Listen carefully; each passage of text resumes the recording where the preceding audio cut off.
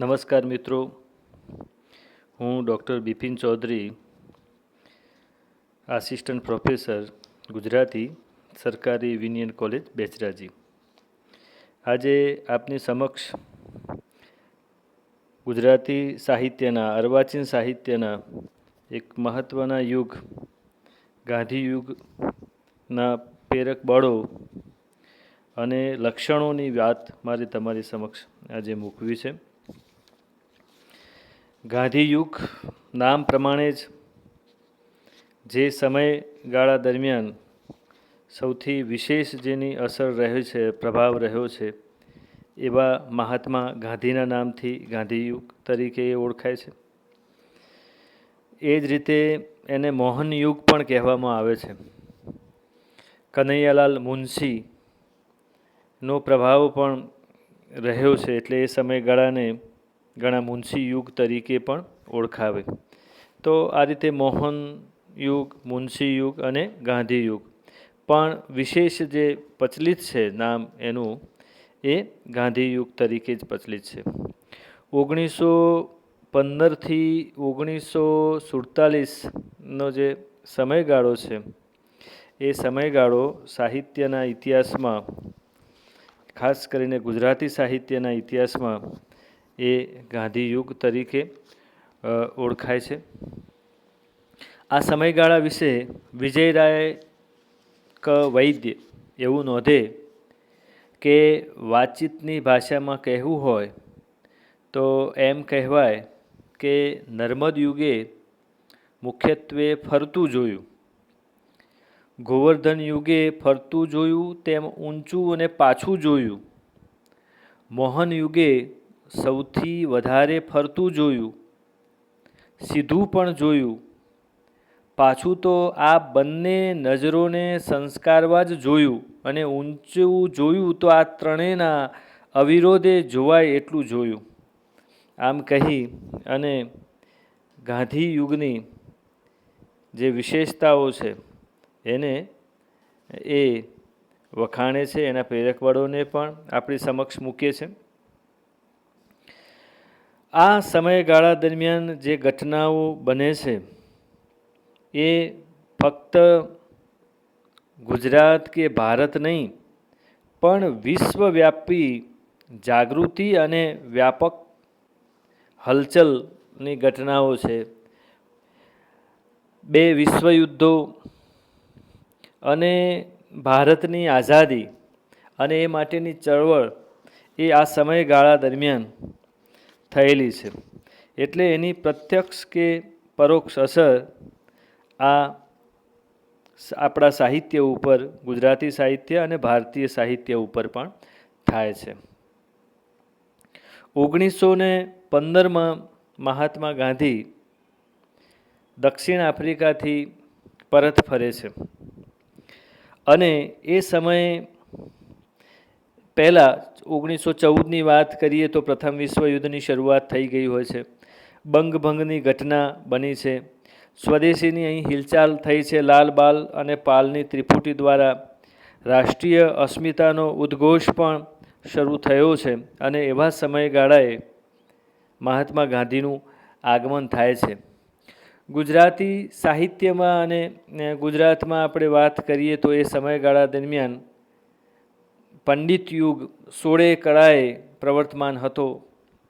રમણભાઈ નીલકંઠ, મણિલાલ નભુભાઈ, આનંદશંકર ધ્રુવ જેવા સાક્ષરો સમાજ અને સાહિત્યના પ્રશ્નોની ગંભીરતાપૂર્વક ચર્ચા ચલાવતા હતા. તો સામાયિકો જે છે સાહિત્યના, જેમ કે સુદર્શન હોય કે પ્રેમવદા અને વસંત, તો આ સાહિત્યિક સામાયિકોમાં પણ તત્કાલીન સામાજિક પ્રશ્નો જેવા કે વિધવા વિવાહ, નારી સ્વાતંત્ર્ય, કેળવણી વગેરેની ચર્ચાઓ ચાલતી હતી. ધર્મ વિષયક પણ વાદ વિવાદો તર્કબદ્ધ રીતે ચાલતા. રાયનો પર્વત તથા આપણો ધર્મ વગેરે ગ્રંથોમાં સામાજિક અને જાગૃતિ, ધાર્મિક જાગૃતિ ફેલાવવાનું પરોક્ષ કાર્ય પણ થયેલું છે, આપણે જાણીએ છીએ. મહાનવલ અથવા તો જગત કાદંબરીઓનો જેનું સ્થાન કહી શકાય એવી સરસ્વતીચંદ્રની અસર સમાજ જીવન પર વ્યાપક જોવા મળે છે. પણ ગાંધીજીના આગમન બાદ સમગ્ર ભારતના પ્રજાજીવનનો નકશો બદલાઈ જાય છે. બેરિસ્ટર થઈને દક્ષિણ આફ્રિકામાં વકીલાત કરતાં કરતાં ગાંધીજીને એવા પ્રસંગો સાંપડ્યા જેમાં એમના હૃદયમાં ઊંડે ઊંડે પડેલી ત્યાગ, આત્મસમર્પણ અને સેવાની ભાવનાને અમૂલ્ય તક મળી અને એમાંથી સ્વદેશ સેવાનું જે વ્રત જન્મ્યું. દક્ષિણ આફ્રિકાની લડતે એમને એક અજોડ લોકસેવક અને લોક નેતા તરીકે પ્રતિષ્ઠા અપાવી અને એવા લોકનેતા અહીં પરત ફરે છે. ત્યારે ગોપાલકૃષ્ણ ગોખલે અને લોકમાન્ય તિલક એ બંને નેતાઓ અને એમના અનુયાયીઓ પણ એ ગાંધીજીને આવકારે છે અને ગોખલેની ગુરુ આજ્ઞાને માથે ચડાવીને મહાત્મા ગાંધી પણ હિન્દુસ્તાનની યાત્રા શરૂ કરે છે અને સમગ્ર ભારતના જનગણ મન ઉપર એ છવાઈ જાય છે. ગાંધીજી 1915માં સત્યાગ્રહની આશ્રમની અમદાવાદમાં સ્થાપના કરે છે. એમની આ પ્રવૃત્તિઓ ગાંધી જીવનના અભ્યાસી પ્રોફેસર ચીના પટેલ નોંધે છે કે દક્ષિણ આફ્રિકામાં ગાંધીજીએ હિન્દી કોમની સુધારણા માટે અનેક પ્રવૃત્તિઓ કરી. આહારના, ઉપચારના, કેળવણીના અનેક પ્રયોગો કર્યા. તપસ્વ જીવનની ઉગ્રતા પણ અપનાવી. એમાં કુટુંબ, અંતેવાસીઓ અને પોતે પણ તવાયા. છેવટે 1915માં દક્ષિણ આફ્રિકાની લડતના વિજયી સેનાની તરીકે પોતાના જીવન કાર્યના સ્પષ્ટ નકશા સાથે તેઓ ભારત આવ્યા અને આ રીતે સત્યાગ્રહ આશ્રમ અને એના પછી એમનું જે લડત છે દેશવ્યાપી શરૂ થાય છે.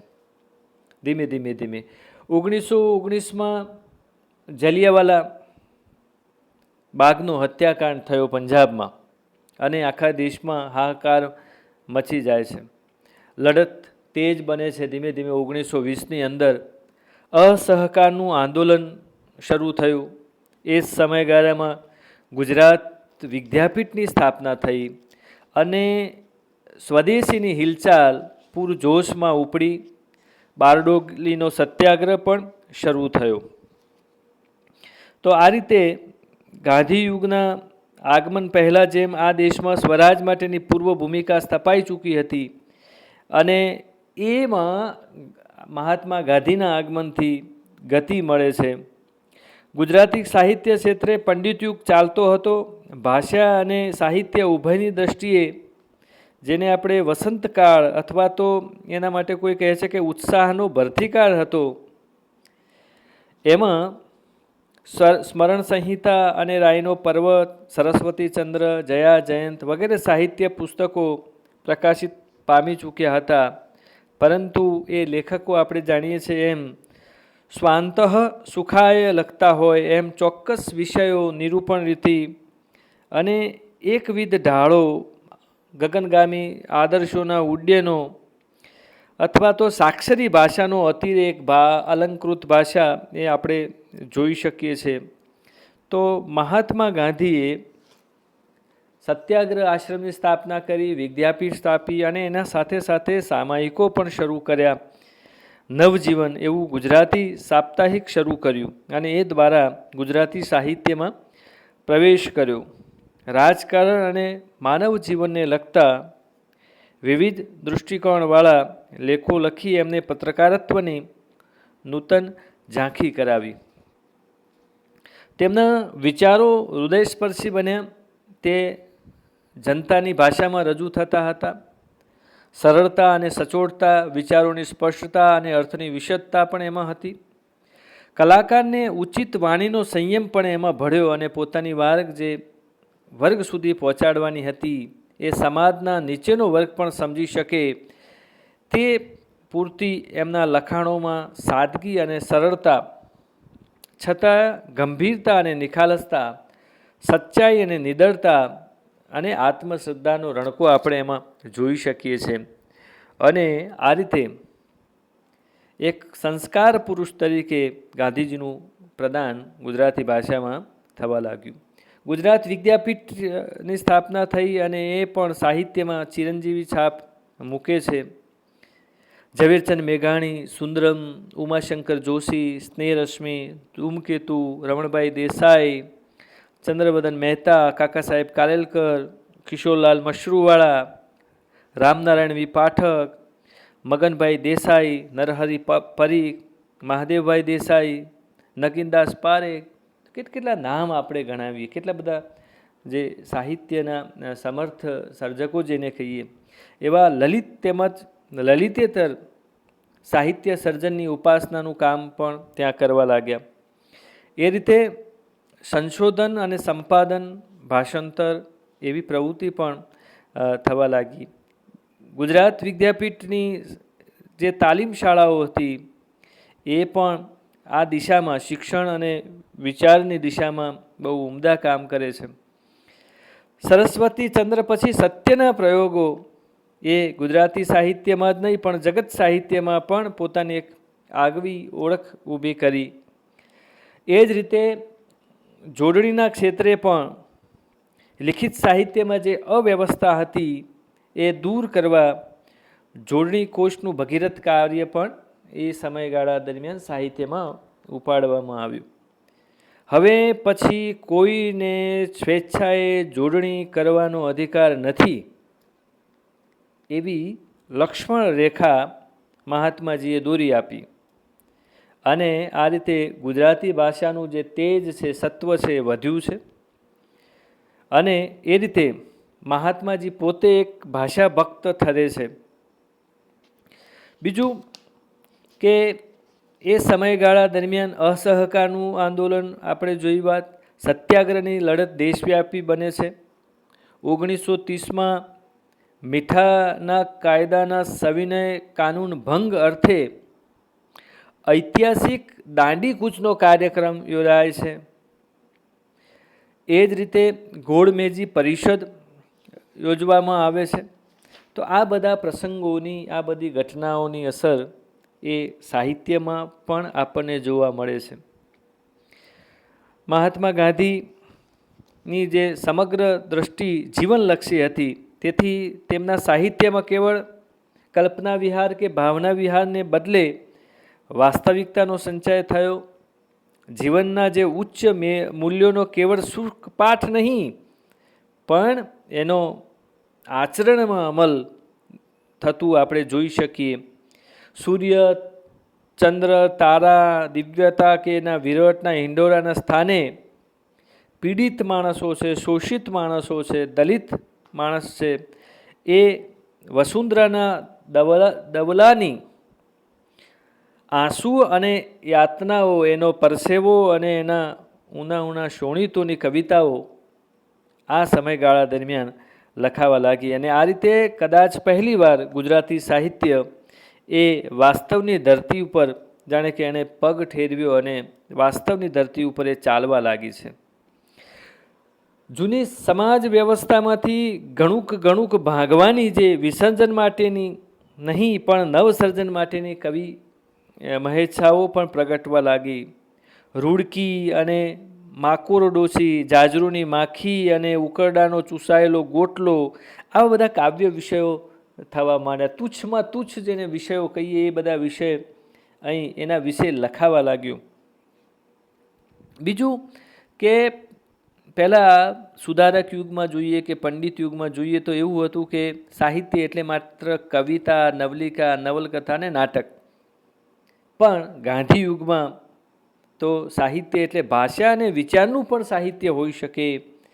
તો ગાંધીજીએ પોતે એ માટેનું સર્જન કર્યું. દાખલા તરીકે હિન્દ સ્વરાજ હોય, સત્યના પ્રયોગો, દક્ષિણ આફ્રિકાના સત્યાગ્રહનો ઇતિહાસ, વ્યાપક ધર્મ ભાવના, મંગલ પ્રભાત. તો આ બધી જે સર્જન દ્વારા એમણે પોતે પણ આ રીતે આદર્શ પૂરો પાડે. સાહિત્યકાર ગણવા વિશે પણ પ્રારંભમાં તો ઘણો અવઢવ અનુભવે છે, પરંતુ એ પોતે એ રીતે જીવનલક્ષી સાહિત્યકાર અને એક સારા પત્રકાર તરીકે મહાત્માજી પ્રસિદ્ધ થયા. એ જ રીતે સાહિત્યમાં જે પાત્રો છે એ ભદ્ર વર્ગના પાત્રોની જગ્યાએ હવે સામાન્ય વર્ગના પાત્રો પણ આવવા લાગ્યા. એમાં ભૈયા દાદા પણ આવવા લાગ્યા. ગોવિંદના ખેતરની વાત આવી. ખેમી અને માલાવેજાના ખોરડા સુધી આપણી જે ટૂંકી વાર્તા અથવા તો કથાઓ ઘૂમી વળી. અશ્વિનના ગામડાની ગ્રામ્યલક્ષી પણ અવતરતી આપણે જોઈ શકીએ છીએ. મંડળી મળવાથી થતા લાભ અને નારી પ્રતિષ્ઠાના નિબંધોનું ચિંતન આપણે અહીં જોઈશું તો પ્રવાહ એનો બદલાય છે. વ્યાપક ધર્મ ભાવના છે કે સમૂળી ક્રાંતિ અને એ રીતે વિસ્તર્યું છે.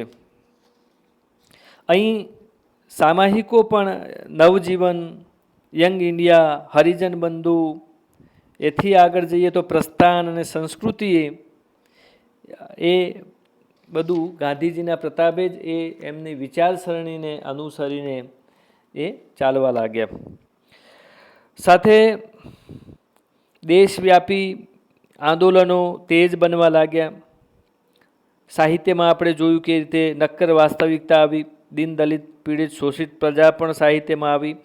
આમ જનતાનો સંપર્ક વધ્યો અને આમ જનતાની વાણીમાં વિચારોની રજૂઆત થવા લાગી.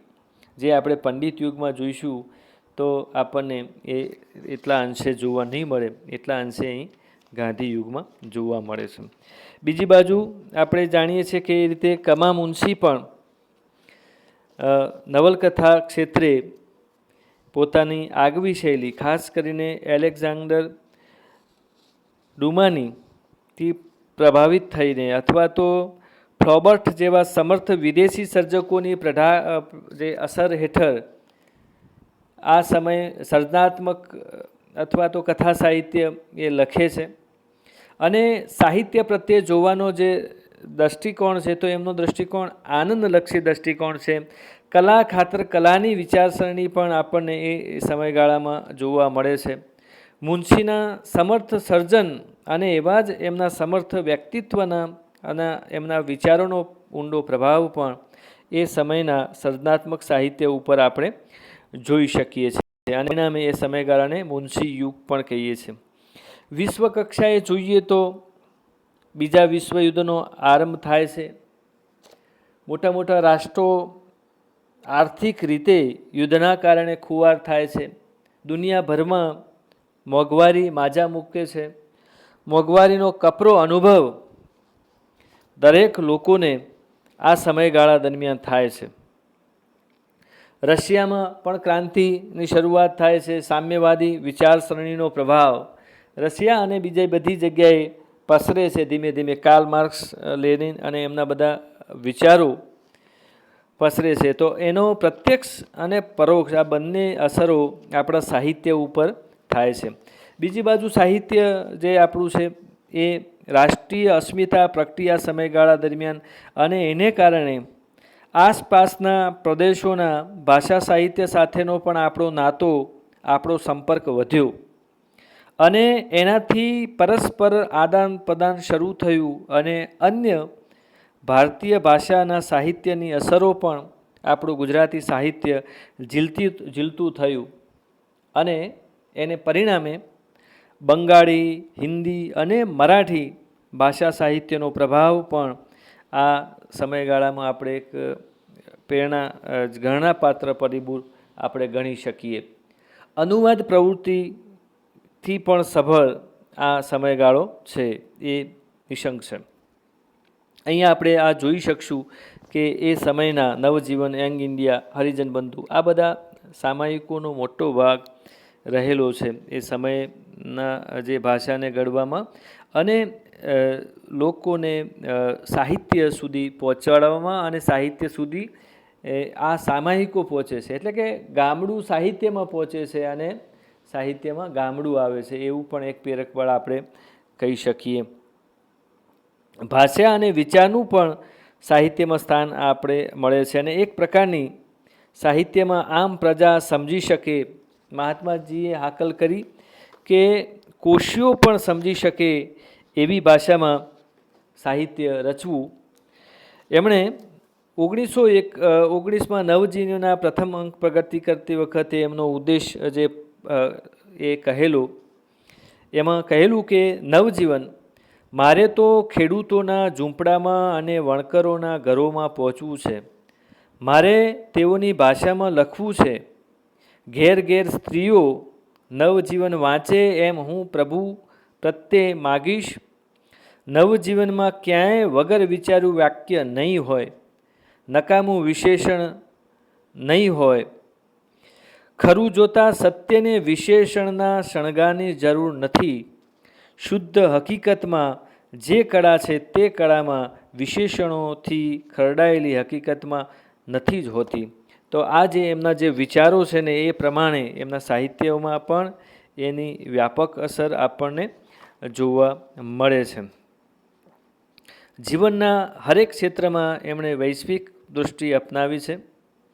વિશ્વ શાંતિ અને વિશ્વ બંધુત્વ પણ એ સમયગાળા દરમિયાન કેન્દ્ર સ્થાને રહે છે. કોમી એખલાસ અને અહિંસા જે છે એ એમને પ્રબોધેલી જે ભાવનાઓ છે, અસ્પૃશ્યતા નિવારણ હોય, ગ્રામ ઉદ્ધાર હોય, તો એ પણ સાહિત્યમાં સ્થાન લે છે. તો આ બધા આપણે એના પ્રેરક બળો જોયા. હવે આપણે એની લાક્ષણિકતાઓ જોવી છે. તો લાક્ષણિકતાઓમાં આપણે જોઈએ તો આ રીતે ઉપેક્ષિત લોકો તરફ સહાનુભૂતિભર્યું વર્ણન આપણે જોવા મળે છે. માનવતાવાદી વલણ જોવા મળે છે સાહિત્ય એ સમયગાળાનું જે રચાયું છે એમાં. દલિત પ્રેમ તથા દીન જન વાત્સલ્ય ભાવ, અસ્પૃશ્યતા નિવારણ, ગ્રામોદ્ધાર, સ્વદેશી, દેશપ્રેમની ભાવનાનું નિરૂપણ, જીવન જેટલું સાહિત્યનું વિશાળ ફલક. એટલે સાહિત્ય વિસ્તૃત બને છે એ વિષય વૈવિધ્ય હોય કે એનો વિસ્તાર હોય, આ બંનેનું વૈવિધ્ય વધે છે. યુદ્ધ અને પરિણામે, બે વિશ્વયુદ્ધોને પરિણામે અને કેટલાય લોકો એ યુદ્ધોમાં મૃત્યુ પામ્યા છે. હિરોશીમા અને નાગાસાકી જેવા મોટા શહેરો અણુબોમ્બની ભયાનકતાને લીધે એ નાશ પામ્યા છે. એટલે વિશ્વ શાંતિ અને બંધુત્વનો જેવા ઉદાર ભાવો પણ સાહિત્યમાં આલેખવા લાગ્યા. જે તુચ્છ વિષયો છે આપણે આગળ જોયું કે ચૂસાયેલો ગોટલો હોય કે ઉકરડો હોય, તો એનું પણ સાહિત્યમાં સ્થાન મળવા લાગ્યું. ઉપેક્ષિત માનવો સાહિત્ય સૃષ્ટિમાં આવ્યા. સાદી સરળ છતાં અર્થપૂર્ણ ભાષા એ પણ એક મહત્ત્વની લાક્ષણિકતા આ યુગની છે. એ રીતે નવીન કવિતા શરૂ થાય છે. નવલિકાની સ્વરૂપની ક્ષમતાપૂર્ણ ખેડાણ પણ થયું છે. નવલકથા લેખનની નૂતન પદ્ધતિઓનો વિકાસ પણ ગાંધી યુગ દ્વારા સમયગાળામાં થયો છે. મુનશી અને રવ દેસાઈ એ બંનેનો આપણે નવલકથા ક્ષેત્રે આગવું પ્રદાન છે. નાટક, એકાંકી અને લલિત નિબંધનો પણ વિકાસ આ સમયે થયો છે. તો આ મિત્રો આપણે ગાંધી યુગના પ્રેરક બળો જોયા અને એના લક્ષણો. તમને આ વિડીયો ગમ્યો હશે. ધન્યવાદ. આભાર.